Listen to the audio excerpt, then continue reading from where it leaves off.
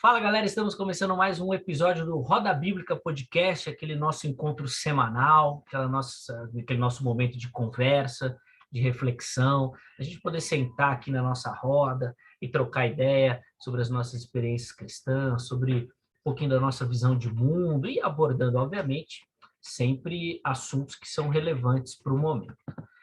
É sempre muito bacana contar com a sua participação, por isso você que já está nos assistindo, já deixa ali o seu like, se você está nos acompanhando pelo YouTube, obviamente. Se não, não tem problema nenhum, continue nos acompanhando pelas mais variadas plataformas aí de áudio também.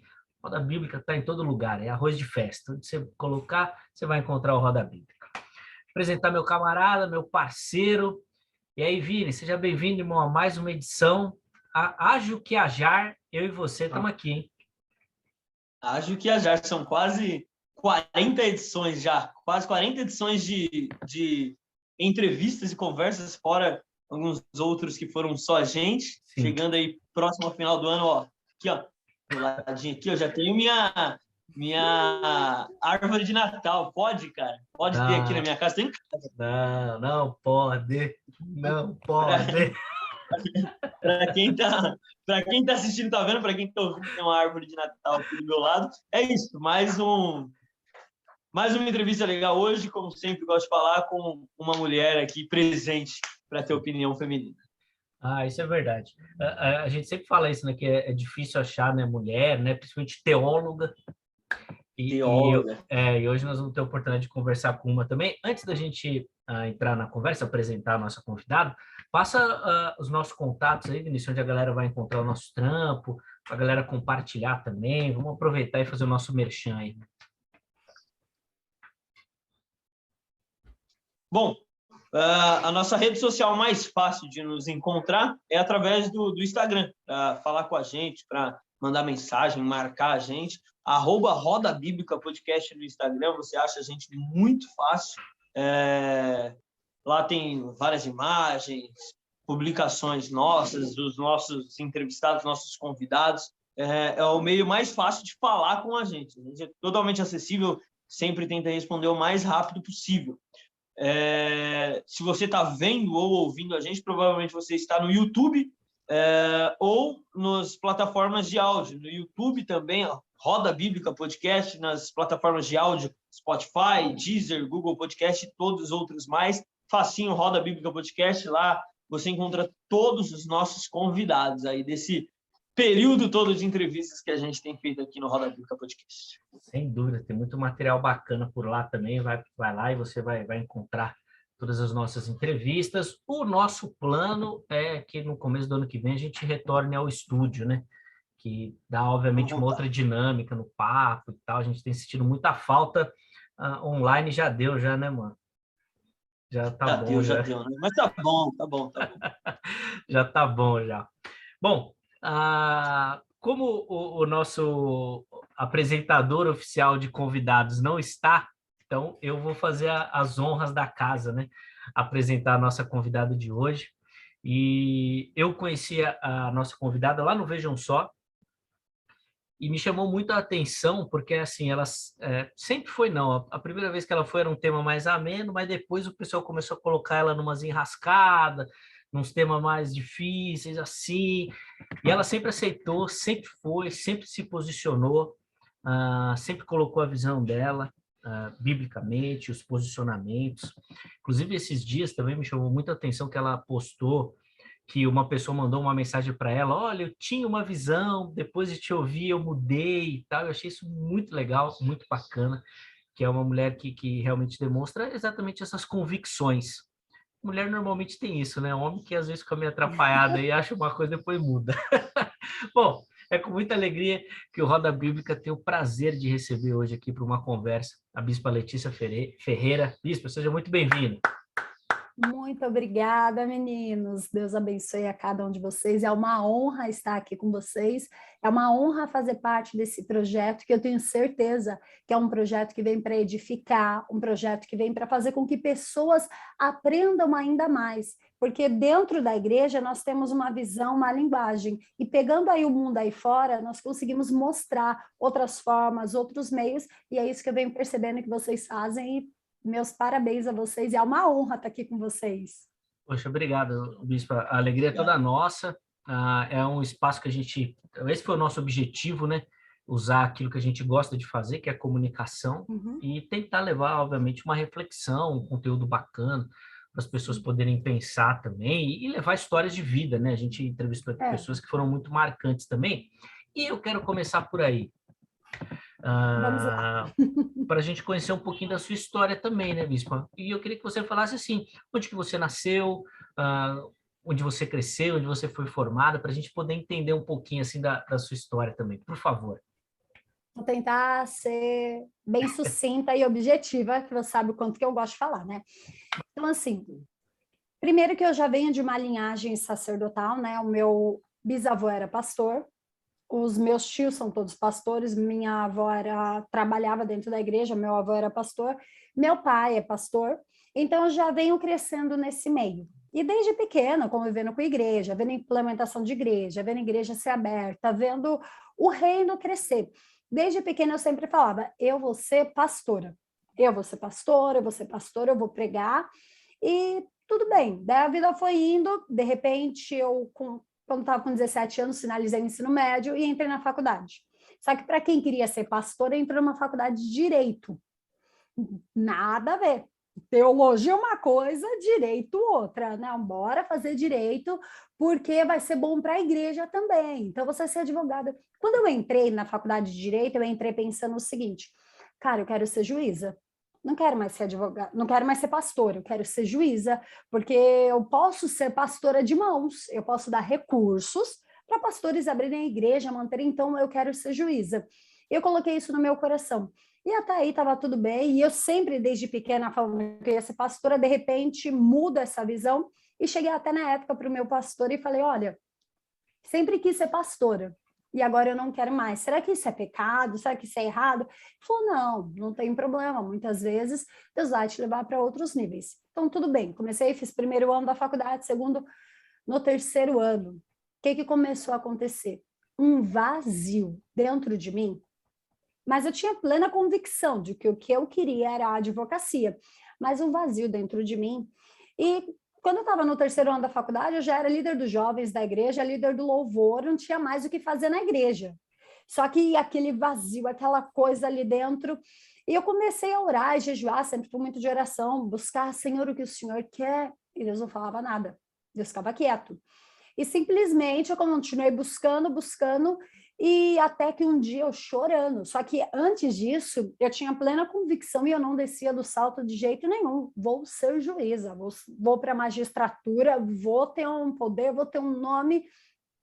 E simplesmente eu comecei a entrar no culto vazia e sair pior. Que eu falo que eu conheço muito bem essa sensação de você entrar no culto, ver a pessoa do seu lado chorando, ver a outra do seu lado glorificando e você parecendo que está oca por dentro. Parecia que eu estava vazia. E eu falei, gente, mas eu não estou em pecado, não estou fazendo nada de errado. Meu Deus, o que está acontecendo? E aí até que depois de uns 6 meses quase nesse período, eu dobrei o joelho chorando, quebrantada já, desesperada, porque eu sempre senti a presença de Deus. E falei, Senhor, me fala o que o Senhor quer. Me fala que eu abro mão de tudo, para mim já não tem mais padrão, já não tem mais o que eu quero, já não tem mais o que eu acho, me fala o que o Senhor quer que eu vou fazer, custe o que custar eu vou fazer. E aí Deus começou a trabalhar no meu coração, quero que você pregue. Falei, não, calma aí, como o Senhor quer que eu pregue? Primeiro, eu sou mulher. Segundo, meu marido não quer tanto pregar, então eu vou estar puxando ele. Terceiro, meu pai não vai deixar.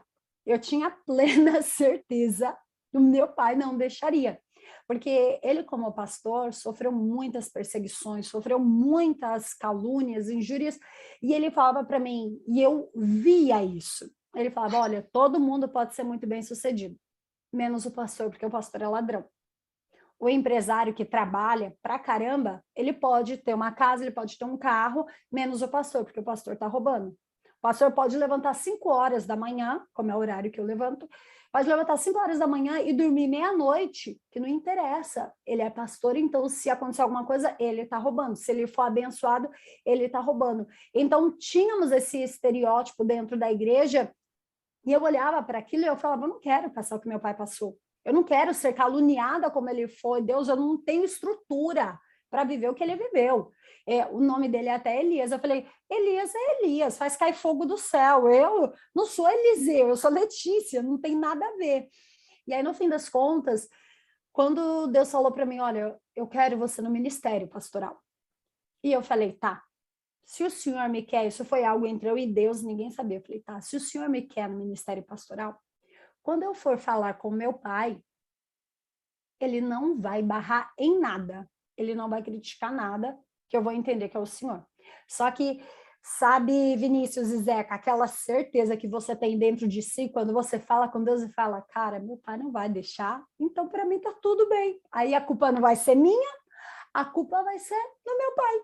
Já era isso que estava dentro do meu coração, e era essa estratégia que eu tinha montado dentro de mim, como se eu pudesse enganar a Deus, né? E aí, tá bom. Quando eu fui chegar e conversar com ele, eu me lembro até hoje, foi num culto de quarta-feira, eu cheguei para ele e falei, pai, tem algo muito sério para falar com o senhor. E quem pagava a minha faculdade de Direito era ele. Então, ele pagava porque ele falava, você vai se formar em Direito, você vai abrir seu escritório, o pai vai estar junto com você, tudo. Eu falei, então, pai, eu quero conversar com o senhor. Ele falou, pode falar, filha. Depois do culto, eu falei, pai, eu não quero mais ser advogada. Ele olhou para mim, gelou. Até hoje, quando eu conto isso, eu lembro, eu gelei. Ele falou, não, você quer ser o quê? Eu falei, eu quero ser pastora. Ele olhou para mim, falou, e a faculdade? Eu falei, não, a faculdade eu vou terminar, não vou parar agora, estou já no 3º ano, só faltam 2 anos para finalizar, vou finalizar a faculdade, mas eu não vou querer advogar, eu quero pastorear. Ele falou, não, então tá bom, então finaliza a sua faculdade, depois a gente vê isso. Aí, nisso, passou alguns meses, eu comecei a sentir necessidade de pregar. Quando eu senti necessidade de pregar, eu cheguei para ele e falei, pai, eu quero aprender a pregar. Aí ele chamou um outro pastor e falou, olha, ensina ela a pregar, que é o pastor José. Hoje ele é bispo na nossa igreja, né? E ele me ensinou como que era, não me ensinou com toda a perfeição e maestria, mas ele me ensinou, faz assim, assim, assim. Eu comecei devagarzinho, indo, fui tropeçando em muita coisa, fui falando que não devia, porque pastor, quando não tem conhecimento e precisa dar aquele período do culto, fala mais do que deve, e ele sempre falava para mim assim, se você falar mais do que deve, você vai falar o que é errado. E vira e mexe, sair uma pérola ou outra, ainda bem que não era gravado, então não tem como ninguém provar o que aconteceu. E ali eu fui vendo um amadurecimento. Eu fui vendo um amadurecimento do meu chamado. Para você ter uma ideia, Zeca e Vinícius, quando eu assumi o culto, me deram um culto mais vazio da igreja. Óbvio, para iniciante, né? Se você quer, passa por onde. Me deram um culto com 7 pessoas. Quando eu comecei a pregar, depois de uns 4 meses pregando, o culto caiu para 3. Pensa isso. Me deram um culto com 7. 4 meses eu pregando, o culto caiu para 3. Eu coloquei a mão assim na cabeça e falei, Deus, eu não tenho chamado para isso. Por que o Senhor me enfiou nisso? Eu não nasci para isso. Porque, teoricamente, nós temos um estereótipo, uma tatuagem, né, que o mundo coloca do quê? Se você foi chamado, você vai começar a fazer, as coisas vão dar certo. Deus é com você, se preocupa não, Moisés. Pega o cajado e toca no mar que vai se abrir. A gente acha que é assim. Esquece que ele ficou 40 anos sendo treinado lá com Jetro. Ele teve toda uma preparação. E ali, quando eu vi aquilo acontecendo, começou a me bater um desespero. E eu comecei a entrar em xeque comigo mesma. Eu falei, poxa, como Deus que me chamou, causou todo aquele burburinho na minha vida, tudo aquilo no meu interior, agora, para isso, falei, nada contra quem é pregador de 3 pessoas, eu entendo que cada um tem aquilo. Falei, Deus, mas para mim, 3 pessoas me deixam depressiva, ao invés de me deixar feliz. E ali Deus me deu uma estratégia. Quando Deus me deu essa estratégia, e eu havia sido levantada como pastora na mesma igreja em que eu cresci. Então, pensa a dificuldade que era para conseguir o reconhecimento. Aquele ditado, casa de ferreiro, espeto não pode ser de pau. Então, era mais ou menos isso. Eu estava ali, todo mundo viu, eu na adolescência. Na adolescência, quem que é convertido 100%? Não tem como. Na adolescência você apronta, você briga com o diácono, já tinha brigado com o diácono, já tinha brigado com o presbítero, e, nossa, na adolescência tinha causado, como todo e qualquer adolescente. E, de repente, virando pastora. Então, não tinha aquele respeito, não tinha aquela honra. E eu já cheguei a ouvir isso. Ela está ali porque ela é filha do missionário. Se ela não fosse a filha do pastor da igreja, do missionário, ela não estaria ali, ela não subiria ali para pregar. Então, tudo isso eu fui ouvindo nessa caminhada. E aí pensa, você ouvindo tudo isso com 3 pessoas no seu culto. O seu emocional estava lá em cima, só que não, né? E eu sei que no fim das contas, Deus acabou dando uma estratégia para minha mãe chegou para mim e falou, filha, por que você não entra numa rádio? Falei, mãe, eu não tenho recursos para entrar numa rádio. Como é que eu vou entrar numa rádio com uma igreja com 3 pessoas? Eu trabalhava numa organização bancária na época. Falei, eu trabalho, não tem como. Ela falou assim, olha, eu vou vir para te ajudar. A gente vai gravar sábado o dia inteiro. A gente gravava os 5 programas da semana no sábado. Chegávamos na igreja 8 horas da manhã, saímos 6 horas da tarde. Eu editava no sábado também, porque eu trabalhava, né? De segunda a sexta. E mandava no domingo para a rádio. E aí, nisso, a gente começou a passar o programa. E aí, de repente, começou a passar o programa e começou a ver pessoas para a igreja, querendo conhecer, ouvindo a mensagem, gostava, começou. E, de repente, as pessoas começaram a vir e Deus, na sua infinita misericórdia, começou a honrar aquelas pessoas que vinham até ali. Começou a curar, começou a abrir porta de emprego e foi totalmente a mão de Deus ali. E quando tudo isso começou a acontecer, todos aqueles que diziam, está ali porque é a filha do pastor, está ali porque o pai colocou, não teve chamado, todos que falaram ainda estavam ali e começaram a ver a glória de Deus. E depois de tudo isso acontecendo, o meu marido foi trazido pelo Espírito Santo e hoje estamos eu e ele à frente dessa igreja onde eu iniciei. E assim. Primeiro veio você e depois ele. Primeiro veio eu, depois ele. Tá. Ele mesmo fala isso, porque se nós formos dentro da Bíblia, é até contrário, né? Só que ele mesmo fala que uma vez ele chegou e orou a Deus e falou assim, Deus, tudo bem, a tua palavra diz que o homem é o cabeça e ela está à frente. Como pode isso? E Deus fez com que ele entendesse o que está na Bíblia. O homem é o cabeça da casa e Cristo é o cabeça da igreja. Ela não é a cabeça da igreja. A cabeça da igreja sou eu e eu coloco quem eu quiser para trabalhar na minha casa. Agora, na tua casa, você é o cabeça. E aí, quando ele entendeu isso, ele viu que, na verdade, nenhum pastor, nenhum pregador é o cabeça da igreja. O cabeça da igreja é Cristo. E a partir do momento que o cabeça da igreja é Cristo, Cristo coloca para trabalhar quem ele quer. A partir do momento que você é o cabeça da tua casa, você escolhe as pessoas que vão trabalhar, que vão estar ali dentro da tua casa. E aí, quando Deus tratou isso nele, Deus até disse para ele, eu chamei ela, porque ela teve mais coragem do que você. E o meu marido mesmo, quando ele fala disso, ele diz que foi eu indo que eu fui arrastando ele. Até que chegou uma hora que eu mesma orei e falei, Deus, não dá mais para eu arrastar. Então, ou é ou não é. Então, o Senhor trabalha. E aí foi onde Deus catou ele e estamos hoje no mesmo nível. Mas quem começou fui eu. Ô, Letícia, logo que a gente olha de cara aqui, a gente lê Neuromaster Letícia Ferreira. Explica pra gente o que é isso. Vamos lá. Eu sou bacharel em Direito, eu sou teóloga, também formada pela Faculdade de Teologia Sul-Americana, e também sou neurocientista Master Coach. O que é isso, Letícia? Que tanto nome é isso? Então, eu estudei a neurociência aplicada no coach, por isso que eu fui até no Vejam Só defender, porque eu sou Master Coach, que trabalho com o quê? Com a ressignificação mental. Porque todos nós nascemos como uma carta em branco. E desde o ventre da nossa mãe, as nossas emoções estão sendo escritas. A partir do momento que uma mãe rejeita uma criança, a partir do momento em que a mãe ela começa a chorar, entra em depressão, tudo isso a criança começa a sentir essas emoções. Então, começam a criar dentro do feto sinapses neurais. E ela já sai com algumas características que vão sendo ressignificadas ou então vão sendo sedimentadas, ainda colocando com mais intensidade aceitação, amor, afeto. Então, tudo isso, por exemplo, uma pessoa que tem compulsão alimentar, eu trato isso com ela na mente. porque a compulsão não está na comida, está aqui. Uma pessoa que tem síndrome do pânico, o que que ela tem? Não é uma pessoa que simplesmente desenvolveu um problema agora. A síndrome do pânico veio agora, por um fator agora, mas ela já vem alimentando isso sem ela saber há muitos anos. Porque nada na nossa mente é bateu, virou. O que acontece? Vem uma programação. Eu sempre brinco que são caixinhas. São caixinhas de emoções que ficam guardadas, caixinhas de esperanças que ficam ali guardadas.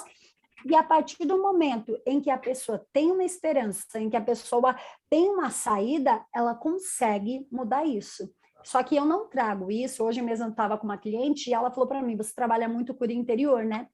Falei, sim, só que eu não trabalho só isso. Como se você for fazer um ciclo de coach com uma pessoa de uma forma. Comigo é totalmente diferente, porque eu juntei tudo isso para tratar. Eu juntei a neurociência, o Master Coach, a teologia, a inteligência positiva, junto com a Bíblia, para conseguir potencializar os meus clientes. Consegui explicar? Acho que sim. É uma espécie de terapia? Sim, é uma terapia. Isso, isso. E eu também tenho formação em psicanálise, então é uma terapia que eu faço com a pessoa. Só que não é uma terapia onde a pessoa deita no divã e fica falando. Não, eu faço algumas perguntas para ela, deixo ela falar, depois eu faço alguns questionamentos para ela. Não sou psicóloga, porque o psicólogo ele não pode de forma alguma falar para o cliente algo. Da mesma forma que o coach também não. Só que eu não sou só coach, eu uso toda essa abordagem interna e externa para conseguir curar a pessoa. Na realidade é essa. É uma forma, assim, Vinícius, para ser bem real, é uma forma que eu consegui de atingir cristãos feridos. Porque a partir do momento que um cristão está ferido, ele não consegue viver o potencial de Deus. E aí você chega na igreja e ouve, Deus vai mudar a tua história, Deus vai mudar a tua vida. Mas, cara, a pessoa já não tem mais nem história, ela já não quer mais nem viver. Então, como é que Deus vai mudar com alguém que não quer? Então, o que eu começo a fazer? Eu pego essa pessoa, vamos lá na raiz, vamos descobrir o que aconteceu e vamos mudar isso, porque Cristo pode. E aí eu trabalho com essa pessoa. Letícia, você falou até de pensamento, é tipo uma confissão positiva, assim, de falar as coisas vão dar certo, é algo nesse sentido, assim? Não, porque assim, a confissão positiva, eu até brinco que os cristãos, né, a confissão positiva dá aquela impressão que Deus é meu servo, e não é assim. Quando eu falo com a pessoa sobre o pensamento, quando eu falo com a pessoa sobre o que ela fala, é mediante a palavra de Deus. Porque a Bíblia diz que tudo aquilo que o homem falar, em Provérbios diz, disso ele vai se fartar, ou seja, disso ele vai viver. Então, a partir do momento que vem uma situação ruim, por exemplo, vou dar um exemplo que aconteceu hoje, comigo hoje. Meu filho ele tinha uma excursão da escola que ele ia fazer, e aí ficou combinado que meu sogro ia levar ele. Meu sogro ia passar e levar. Então, o que eu fiz? Eu ajeitei a minha agenda e saí de casa, fui malhar super cedo. A intenção era eu voltar 8 horas, que 9 horas eu já tinha cliente, então já ia estar tudo certo, ia estar tudo casadinho. De repente, eu estava já lá na academia, chega a notícia, Letícia, o carro não está funcionando, eu não vou conseguir levar o Arthur. Da academia até minha casa leva 15 minutos.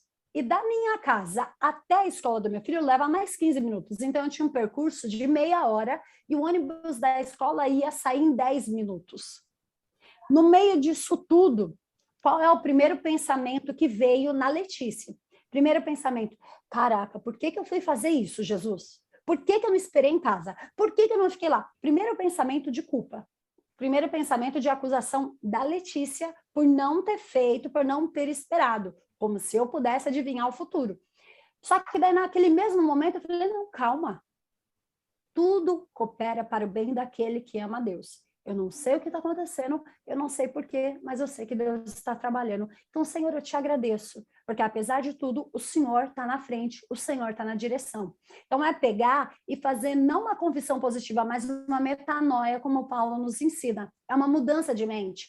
Ao invés de eu olhar para o problema e falar, que saco esse problema, por que não viu antes? Por que não aconteceu antes? Não. Calma, Deus tem um plano, Deus tem um propósito, eu sirvo a um Deus fiel. Não estou entendendo. Se você disser para mim, Letícia, e agora? Você entende? Não, até agora eu não entendo. Mas deu tudo certo, eu consegui chegar com ele a tempo, não teve nenhum acidente e Deus foi exaltado e glorificado. Acabou. Eu não preciso entender, eu preciso viver e é isso que eu trago para os clientes. É isso que eu procuro ensinar, até mesmo se você pegar minhas pregações no YouTube, no Instagram, você vai ver que é isso que eu procuro ensinar para as pessoas, que a nossa vida, ela vai ter altos e baixos. Fato. Só que a diferença não é os altos e baixos, mas como eu encaro os meus momentos baixos.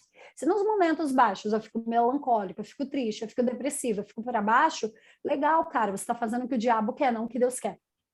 Porque Cristo morreu na cruz para que tenhamos vida, e vida em abundância. E uma vida em abundância não é uma vida sem problema, não é uma vida sem dificuldade, mas é uma vida que dia após dia eu vou vivendo de vitória em vitória.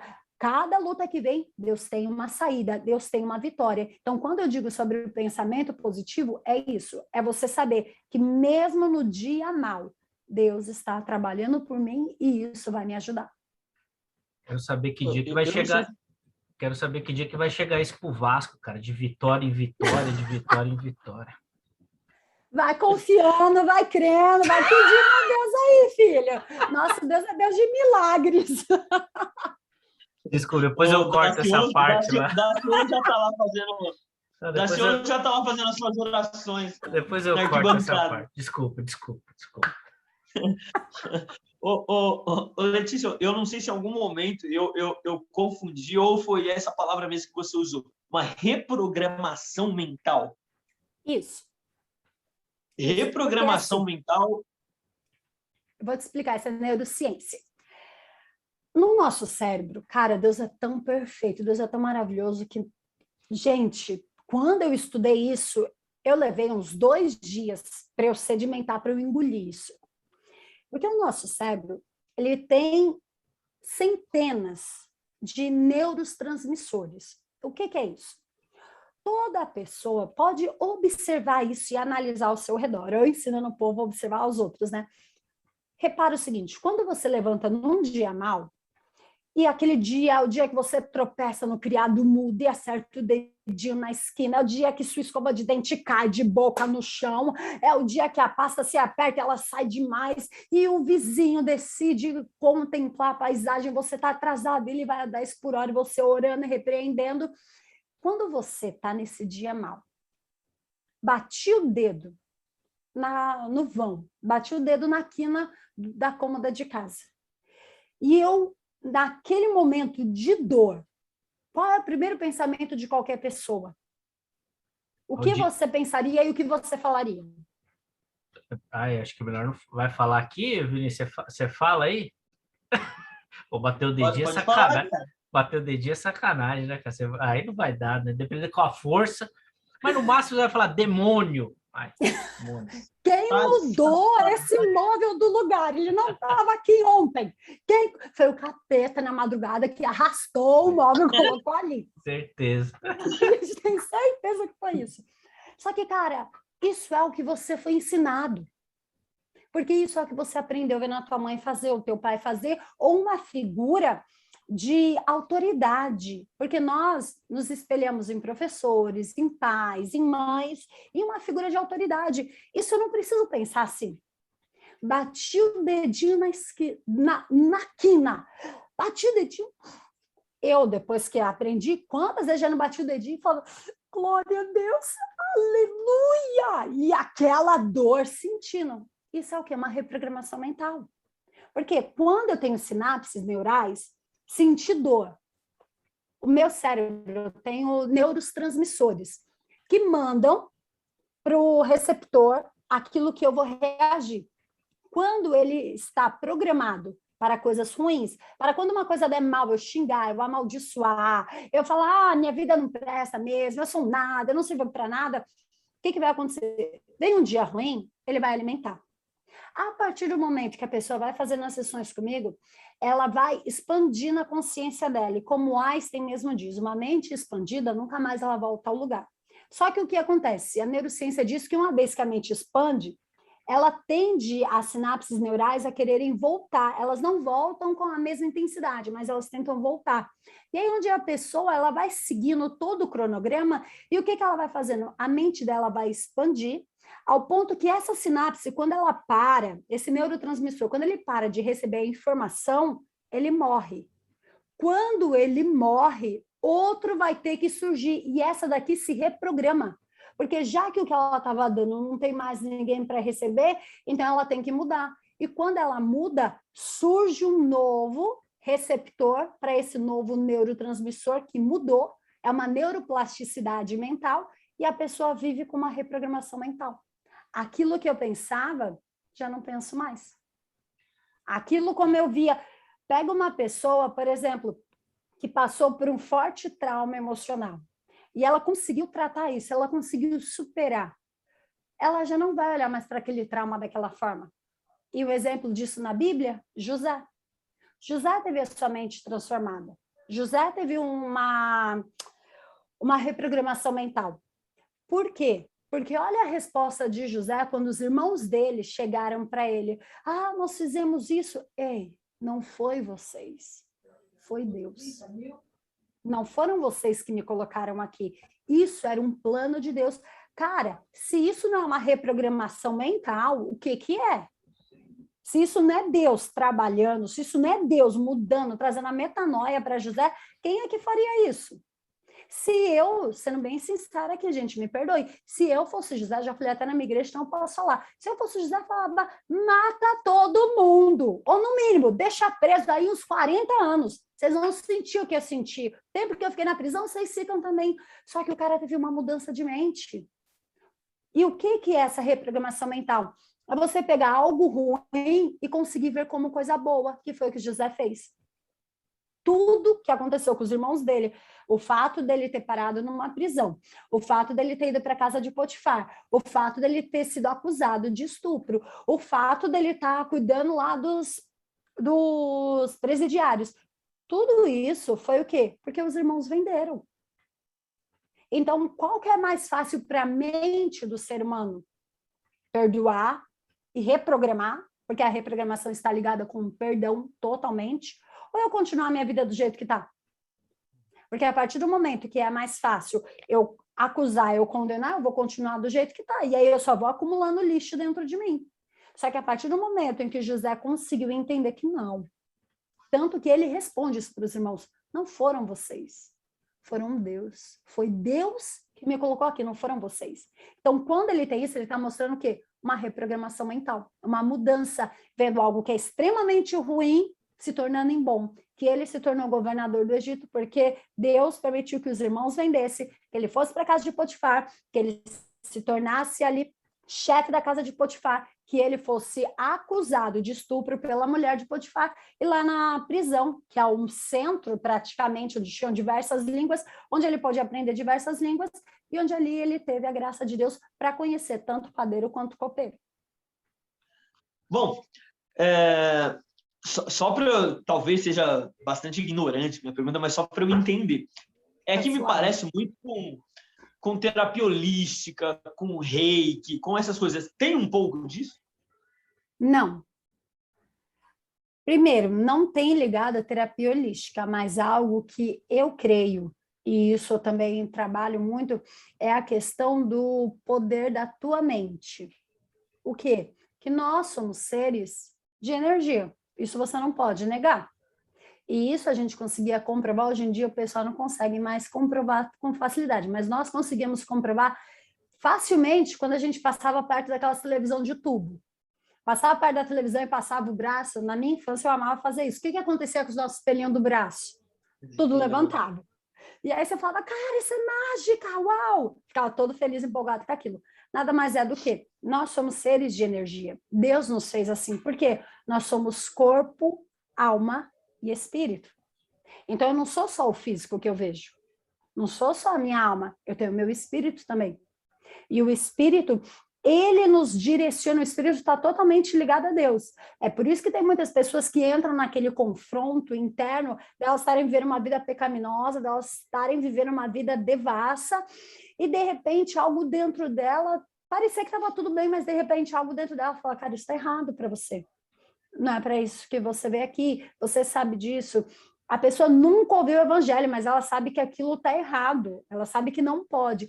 Por quê? Porque o nosso espírito está conectado com o dos céus, mas ligado, como você perguntou, terapia holística? Não. Cristais, isso, não tem nada a ver com isso. Eu entro mais, existem pessoas que vão assim como no ramo da psicologia. Existem psicólogos que vão para essa área, existem psicólogos que vão para essa parte de cristais, para a parte do esoterismo, existe tudo isso. Mas nesse caso aqui, se você falar, tem coaches que fazem isso? Tem, que eu já conheci, mas não é a área que eu atuo. Até pelo meu maior público, por mais que eu atenda de diversas religiões, o meu maior público é o público cristão. Então, se a pessoa me procura, ela já sabe que eu tenho base bíblica e que nada, nenhuma ferramenta, nada que seja contrária à Bíblia, eu vou aplicar.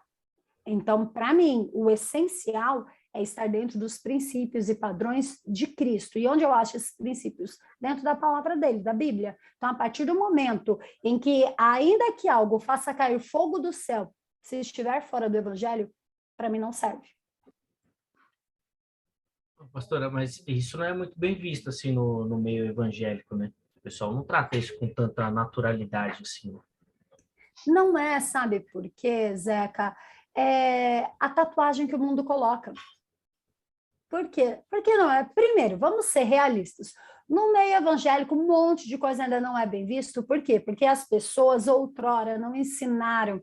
Até como antes da gente gravar, que o Vini estava brincando, falando assim, não, comigo as coisas é no grego, né? O povo não foi ensinado a ir na raiz, a entender o que a palavra diz, a entender o que realmente... Eles liam lá e achavam que era aquilo e acabou. É a mesma coisa que a gente for ler lá em Coríntios, até hoje, mais de 2.000 anos que isso aconteceu. Até hoje não é bem visto, quase mais de 2.000 anos, né? Quando o Paulo escreveu. Não é bem visto a mulher ser pastora. Mas se você for na raiz, se você for entender o plano histórico, a situação, você vê que é totalmente cultural. Então, muitas coisas não são bem vistas no meio cristão, por quê? Pela falta de conhecimento. O meu povo padece pela falta de conhecimento. O mundo aí fora, o filho das trevas são mais prudentes do que a luz, por quê? Porque eles têm uma mente mais aberta. Eu não estou dizendo que quem está me ouvindo, quem está me vendo aqui, tenha que aceitar o que eu estou dizendo. Não, mas ore. Peça ao Espírito Santo. Ninguém melhor do que o Espírito Santo. Porque para eu chegar onde eu cheguei, para aprender o que eu aprendi, eu orei. Eu não fiz, eu vou fazer porque está na moda. Não. Senhor, eu posso fazer? Senhor, é necessário que eu faça? Senhor, vai ser benéfico para o teu reino? E Deus foi me direcionando. Então, assim, pode quem quiser falar contra, pode quem quiser ser contra. Eu sei daquilo que Deus implantou no meu coração, sei daquilo que Deus colocou lá dentro e sei o quanto, Zeca, o quanto, Vinícius, de cristãos eu tenho ajudado. Pessoas que estavam dentro da igreja, pessoas que ouviam a palavra, só que elas estavam ali cada vez mais afundadas e cada vez se culpando mais. Por quê? Porque se você pega a Bíblia e vai ler ela por ler, sem alguém para te orientar, sem alguém para te ensinar, sem alguém para te mostrar, é aquilo que a Bíblia mesmo diz, a letra mata. A pessoa vai lendo por ler, daqui a pouco ela fala, cara, isso aqui é muito perfeito, eu não consigo, então não é para mim, só que eu não posso ir para o mundo, que eu não quero perder minha salvação, então o que eu vou fazer da minha vida?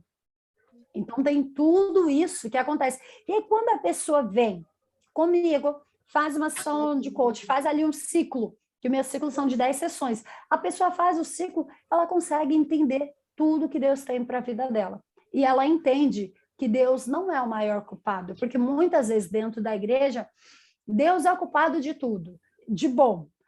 E o diabo por tudo de ruim, e não é. O diabo, igual hoje mesmo, uma membra minha entrou em contato comigo, eu orei por ela, e ela disse para mim, bispo, acontecendo isso.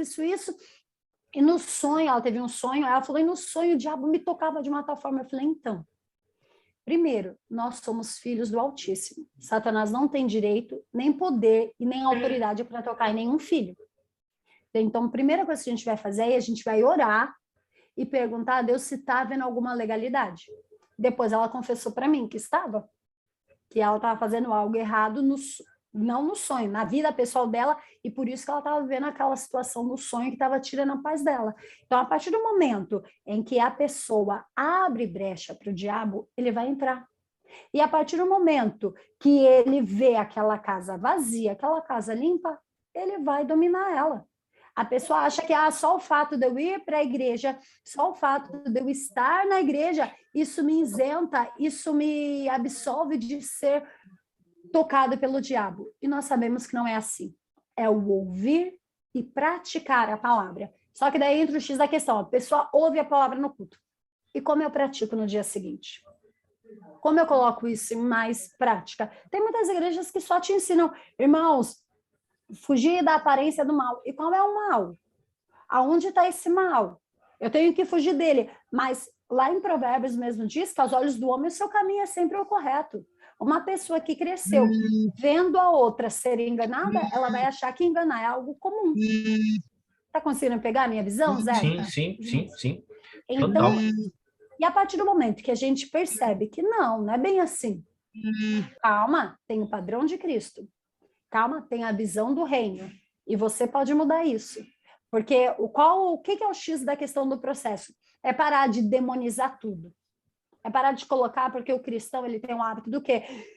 Um exemplo que igual dei para vocês hoje. O carro do meu sogro quebrou hoje de manhã. Capeta que quebrou o carro do meu sogro justo hoje. Demônio que quebrou. Cara, não foi. Ele é um carro, ele trabalha, não fez tal manutenção, quebrou, acontece. Se eu demonizo tudo, então eu estou dizendo que Satanás tem mais poder do que o meu Deus, que poderia me guardar e me proteger? Calma, alto lá, não. O meu Deus me guarda, o meu Deus me protege. E se algo de ruim me acontece, não é porque Satanás me tocou, mas é porque Deus quer me abençoar de outra forma que eu não consiga ver. Pentecostal até o tutano, hein, Vinícius? Caramba, você tá vendo aí, cara? Ah, é louco, velho. Eu peguei uma fala dela, peguei uma fala ali dela ali, eu quero envolver ela na polêmica. Ali. Ela falou se é uma questão... Vocês gostam disso, né? Você me chamou, Zeca. Olha, Deus está vendo o teu coração, Zeca. Deus está vendo, viu, Zeca? Que você está armando em oculto, Deus vai trazer à tona. Ela falou assim da questão cultural da Bíblia, da gente entender a Bíblia hoje. Dá para atualizar a Bíblia? Não, cara, não. Não vem com essa para mim, não. Não vem. Atualizar a Bíblia por quê?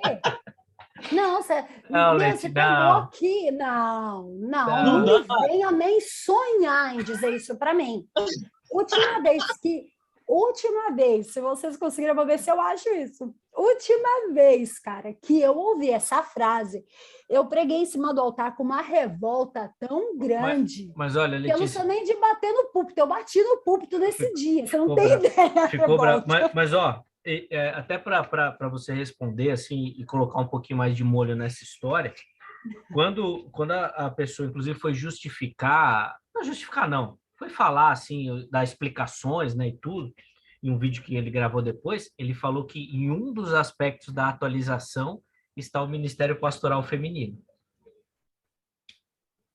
Perfeito. Só que ela não tem que ser atualizada. Ela tem que ser estudada. Porque se você for olhar os 2 versículos que Paulo, não é nem Jesus, porque se a gente for entrar na grande comissão, a gente já desbanca. Então, vamos começar aqui, vamos por Paulo, para a gente entender histórico-culturalmente. Paulo diz, a mulher, quando chegar na igreja, fique quieta. Se quiser aprender algo, pergunte ao teu marido em casa, porque para a mulher é vergonhoso falar. É a mesma coisa que você chega num lugar onde, vamos lá, dar um exemplo básico, numa festa de casamento. Numa festa de casamento, você é simplesmente um simples convidado. O buffet está exposto. Você vai lá e vai ser o primeiro a pegar comida? Não vai. Por quê? Porque é vergonhoso. Quem tem que abrir o buffet é o noivo e a noiva. Ah, mas eu sou o pai da noiva. Cara, você não é o noivo. Eu sou o pai da noiva. Você não é a noiva, você é o pai. Então deixa eles abrirem. É vergonhoso. A mesma coisa, se nós formos estudar, primeiro, vou dar bem leve aqui. Corintos, cidade portuária, templo da deusa Diana. onde as sacerdotisas eram mulheres e elas desciam do templo e iam até o porto, seduziam os homens para levar para fazer uma prostituição cultural. Então, a mulher naquela época, naquela cidade, ela era vista como que objeto de desejo para prostituição, para adoração da Diana, da deusa Diana.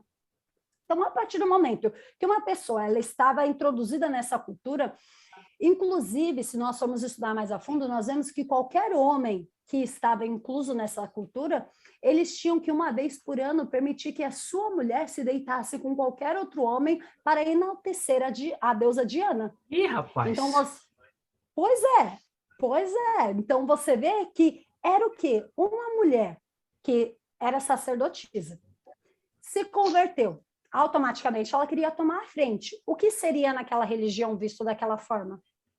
Vergonhoso. Porque, opa, há alguns anos atrás, eu vi você ali em cima, adorando a deusa Diana, o templo dela, tendo um culto de prostituição, prostituição cultural ali, você adorando ela, e agora você vai falar? Não, isso é uma vergonha, porque as mulheres tinham muita voz no templo da deusa Diana. Então, aqui é vergonhoso que elas falem. Primeiro. Segundo versículo, quando Paulo diz sobre o ministério feminino, ele diz, eu não autorizo. Ele não disse que Deus não autorizava. Ele disse ele. Então, já começamos por aí, é uma visão dele. A mesma coisa, eu sou pentecostal. Então, para mim, a pessoa orar, jejuar, a pessoa rodar, para mim está tudo bem. Aí você vai nisso num batista conservador. Irmão, não bate palma. É o quê? É a visão da igreja, é a visão dele.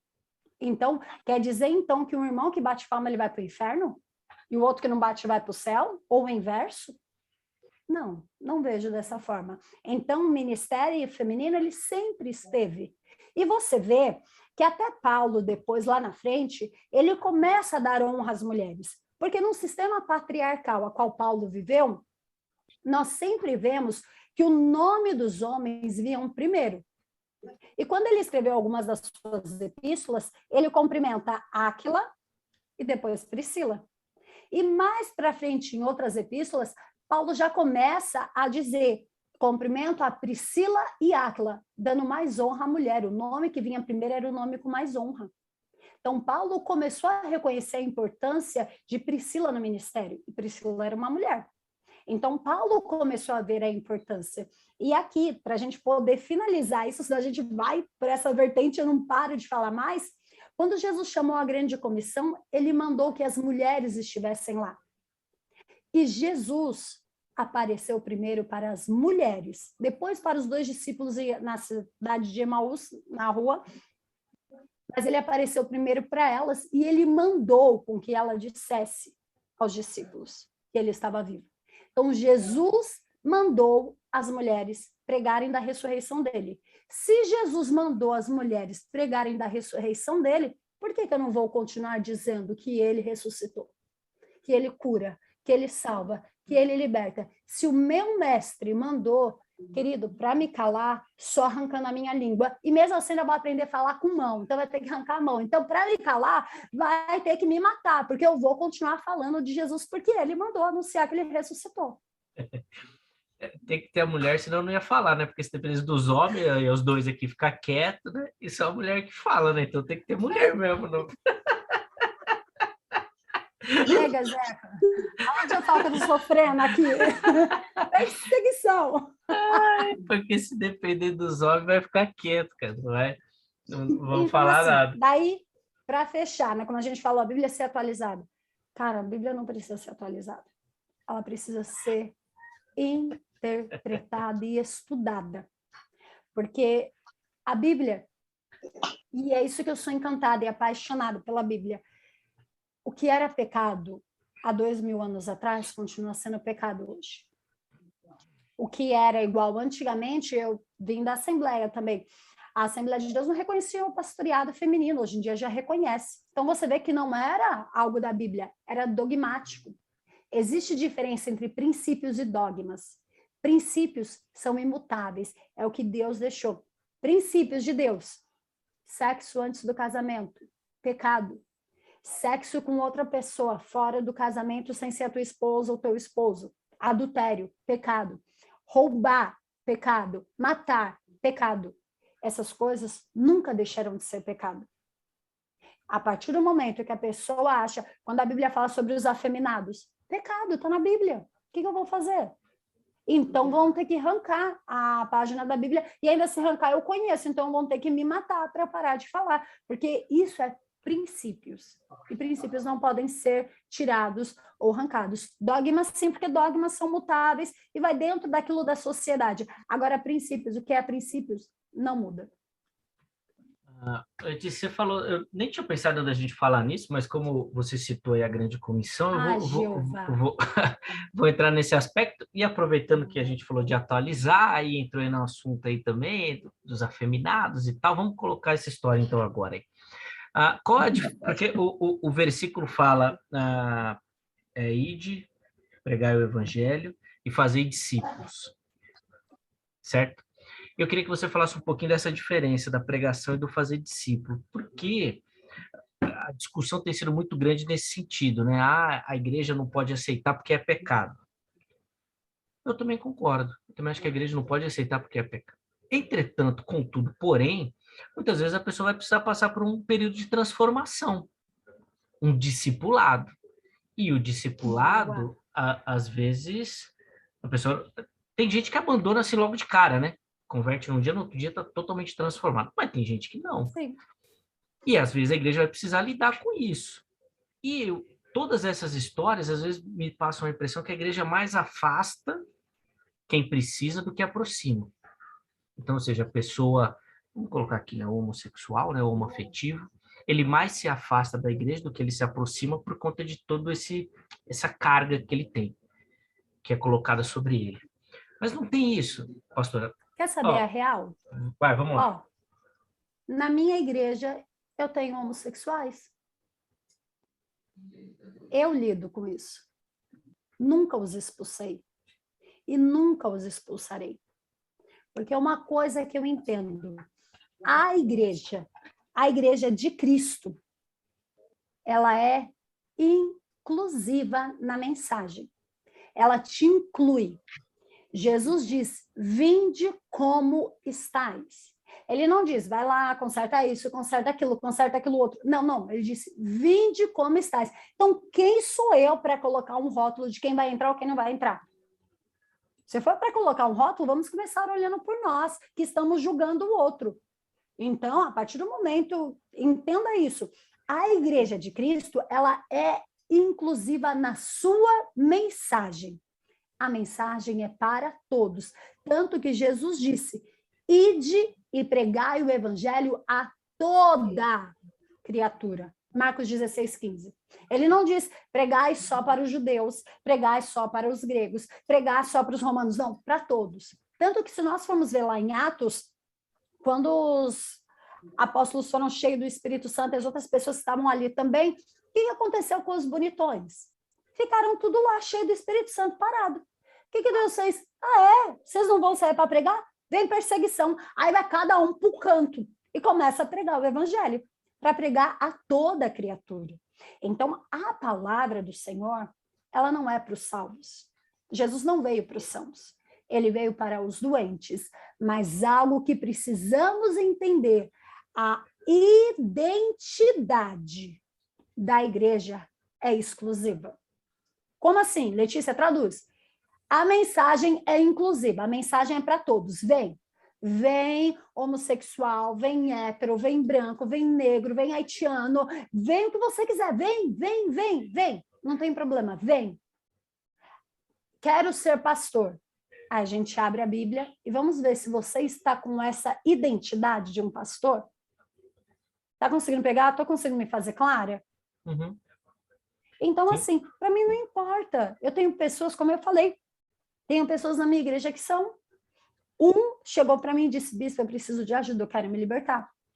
Falei, vou te ajudar no que eu puder, querido. Vamos estar juntos, vamos orar, vamos buscar, vamos procurar vencer isso junto. E o que você precisar, você me chama. O outro falou para mim desse jeito, bispo, para mim tá tudo bem do jeito que eu tô. Eu falei, filho, a igreja está aberta. Eu abracei ele e disse, eu continuo te amando da mesma forma. Porque uma coisa que nós, seres humanos, precisamos entender, Zeca, é o seguinte, eu não mudo ninguém. Você não muda ninguém. O Vinícius não muda ninguém. Isso é a função do Espírito Santo. Qual que é mais fácil? A pessoa está ali, ouvir a palavra e ela se arrepender e mudar, para ela ficar no mundo, no meio do pecado, sem ouvir nada. É muito mais fácil deixar com que ela venha, vinde como estás. Ah, mas eu quero trabalhar, eu quero fazer isso. Então, calma, aí tem a identidade para você entrar no corpo. É a mesma coisa. Quando você vai fazer uma doação de sangue, vou dar um exemplo assim rapidinho. Quando você vai fazer uma doação de sangue, eles não ficam dizendo, ah, só queremos sangue do tipo A, ou ah, só queremos sangue do tipo B, ah, só queremos positivo. Não, eles recebem de todo mundo. Você tem tal peso, tá tudo certo, não fez tatuagem, não, tá tudo bem. Então tá bom, eles recebem. Só que não é porque eles receberam que eles vão sair colocando no corpo de todo mundo o mesmo sangue. Não, calma, eu tenho que ver se esse sangue bate com o que essa pessoa precisa, porque senão eu posso trazer problema ao invés de trazer vida. E a mesma coisa, eu aceito todo mundo dentro da igreja, mas eu preciso ver se aquela pessoa foi transformada pelo Espírito Santo para que ela possa anunciar o evangelho, com o nome de Cristo nas costas. E no peito também. Eu tô perdido no tempo, dá tempo para mais uma, Zé? Tô perdido. Dá tempo, dá tempo. Então vamos lá, então eu vou de novo na fala, hein, ô Letícia. Você disse assim em um momento, e já que a gente está nesse assunto sobre homofetividade, você disse que nós viemos uma folha em branco. Isso dá um baita de um debate teológico aí da nossa condição pecaminosa, e tudo mais. Uhum. Como que a gente trata teologicamente e com a função de neuromaster, a reprogramação mental e tudo mais com uma pessoa homossexual? Primeiro ponto, ela tem que querer. Crer ou querer? Querer. Ah, querer. Desejar. Querer. Tá bom. A pessoa tem que olhar para ela e dizer, não é isso que eu quero para minha vida. Tá bom. Eu estou aqui, mas eu não quero. Primeiro passo. Mas não é isso, só para eu entender, mas não é isso que eu quero, ser homossexual, ou não é isso que eu quero, todo esse sofrimento que eu passo, não é isso que eu quero, ficar me culpando e tudo mais? Os dois. Os dois. Não tem como eu te dizer, por exemplo, queira a Cristo sem o sofrimento que Cristo traz. É uma mentira. É a mesma coisa que eu dizer para você, olha, quem se converter, você vai entrar no mundo rosa, onde tudo vai ser lindo, maravilhoso. Mentira, nós sabemos o que o evangelho é. Nós sabemos a dor que é.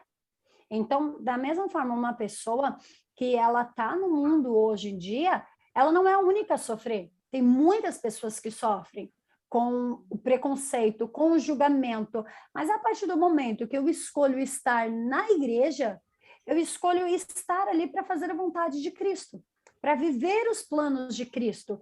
E onde está na Bíblia sobre a homoafetividade? Me mostre você, onde Cristo aprova.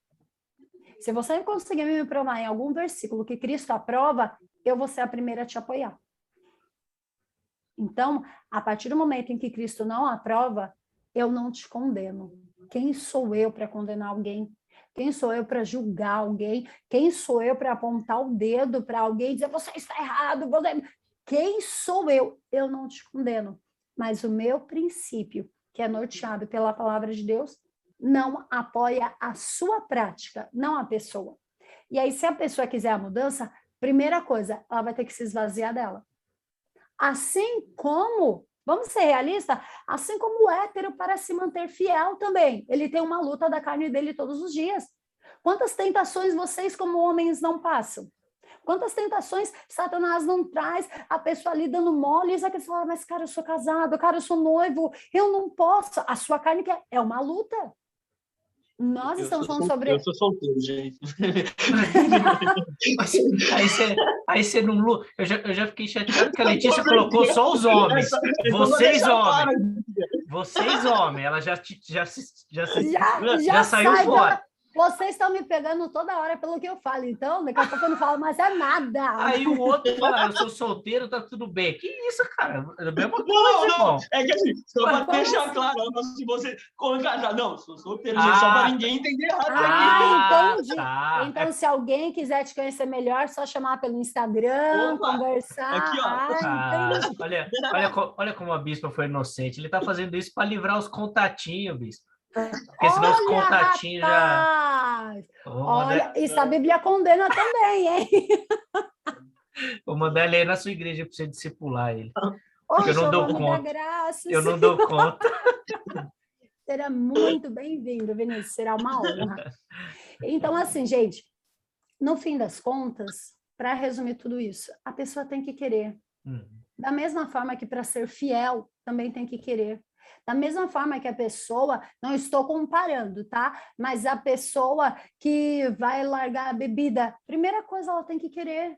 A pessoa que vai largar um vício compulsivo, ela tem que querer tudo na vida. Tem que querer. E principalmente, para eu aceitar a Cristo, eu tenho que querer. Para eu ser salva, eu tenho que querer ser salvo. Então, para qualquer outra coisa na vida, para mudar, qualquer coisa que seja, primeiro ponto, eu tenho que querer a mudança. A partir do momento que eu sei o que eu quero, Deus começa a trabalhar em mim. Amém. Boa, bênção.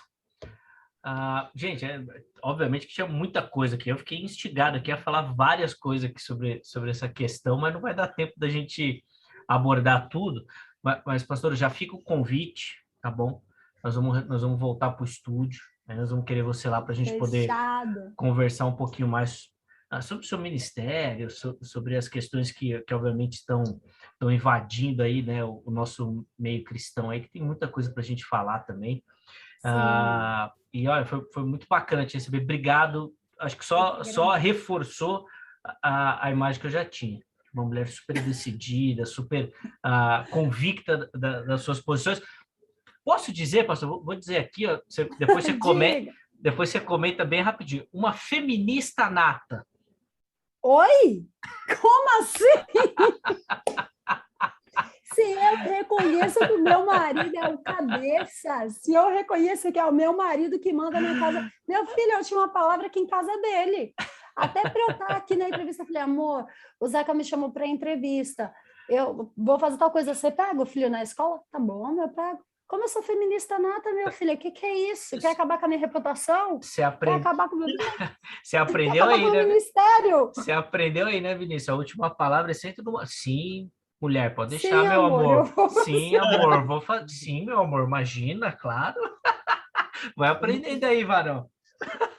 Você conquistar. É só Jesus na causa, hein, Zeca? Jesus, visita, pai, seus filhos. Não, é brincadeira, é brincadeira. A gente sabe que não é isso, mas é que é o estereótipo, né, pastor? O pessoal associa muito essa questão do crescimento das mulheres com essa ideia feminista. Eu só falei brincando, sei que não tem nada disso aí. Tranquilo. Mas depois a gente pode conversar mais sobre esses assuntos. Sim. De novo, obrigado, viu, pelo carinho. Deus abençoe muito sua vida, sua casa, o ministério também. Valeu mesmo. Estou aqui à disposição de vocês. O que precisar, quando precisar, só chamar que eu estou aqui com vocês. Já que deu a brecha, eu vou ser ousado aqui. No próximo evento lá da Bianca, lá do musical, do Canto pela Paz, isso. Fala para ela chamar nós para ir lá, ficar no bastidor lá, ver com os artistas lá, e Vinícius? Envolveu Roda Bíblica lá, cara. Fazer alguma coisa lá para Roda Bíblica, divulgar de algum jeito. Vou falar com ela assim, pode deixar. Pior que eu fiquei de mandar uma mensagem para ela, acabou passando. Quando eu vi que ela postou lá, vai ter, eu ia mandar, Bianca, lembra de nós aí, mano, colocar nós no paraíso, mas eu acabei esquecendo. Um abraço, viu, Bianca, pelo carinho. Deus abençoe. A Bianca é uma linda, nossa, foi muito bom. Mulher de Deus. Foi muito incrível a entrevista dela aqui. Foi massa demais, ela é incrível. Bom, Vinícius, tamo junto, meu irmão. Obrigado, hein, pela parceria aí. Eu que agradeço. Obrigado, Letícia. Foi incrível pra gente te ouvir. Obrigado a quem chegou até aqui. Se você chegou até aqui, compartilhe esse vídeo, curta, manda pra galera. E é isso, tem vários lá para você acompanhar. As pessoas falam que quando conhece a Roda Bíblica, começam a maratonar todos os outros que ficou para trás. Faça isso. Ué, até porque é fácil, né? Se você vai assistir um do Flow, você assiste 4 nossos, irmão. Olha só o ganho que você tem. Olha! Vai ficar vendo um do Flow, vai ficar vendo os caras fumar maconha lá, irmão. Assiste nós aqui. Ajuda aqui, né? Ajuda o reino. Tá vendo? Não é verdade? Fica dando moral pros caras lá, velho. Os caras tudo maconheiro lá, cara. Nós aqui... Aqui, assiste nós, pô. Aqui, então, tudo de boa. Amém. Amém. Boa. Show. Semana que vem nós estamos de volta. E semana que vem provavelmente vai ser o nosso último episódio do ano. Vamos ficar ligadinho aí para você nos acompanhar. E aí, tudo dando certo. Em fevereiro, a gente volta às nossas atividades já no estúdio também. Tá bom? De novo, obrigado, galera. Um forte abraço. Até semana que vem. Valeu!